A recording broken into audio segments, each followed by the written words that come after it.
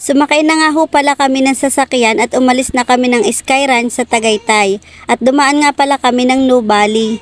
Pagbaba nga ho pala namin ng Nubali, syempre naglakad-lakad na ho kami papasok din. Habang naglalakad nga ho pala kami din, syempre nag-video-video muna ho ako para naman ho may ma-vlog ako din. Pinauna nga ho pala namin ang dalawa ni Ronel at ni Ika para may banding.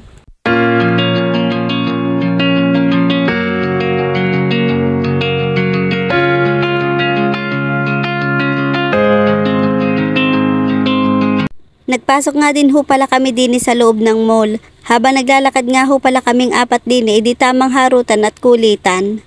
At sobra naman hong kakakulit ng aking mga kasama, lalo na ho si Dadang. Pero masarap naman hong kasama at kabanding sa gala. Tumigil nga ho pala kami din at bumili nga ho pala ng buko juice si Ronel. Pagkatapos nga ho palang bumili ng buko juice ay nag-cheers nga ho pala kami din sa labas para sa matamis na oo ni Ika.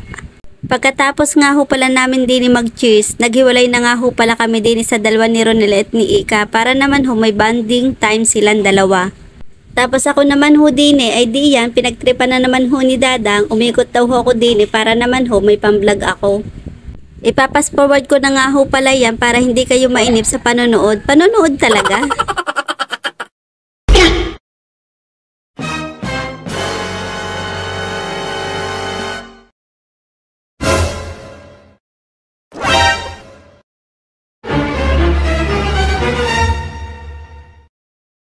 Pagkatapos ko nga ho palang umikot din edi yan, pauwi na ho pala kami din.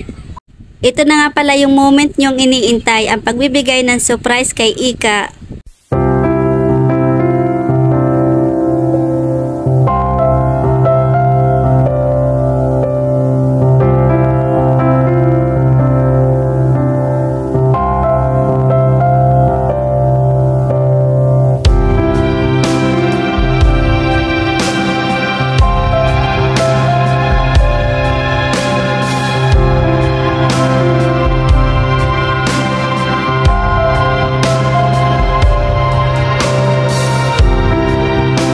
Dito na nga ho pala nagtatapos ang moment ng dalawa ni Ronel at ni Ika.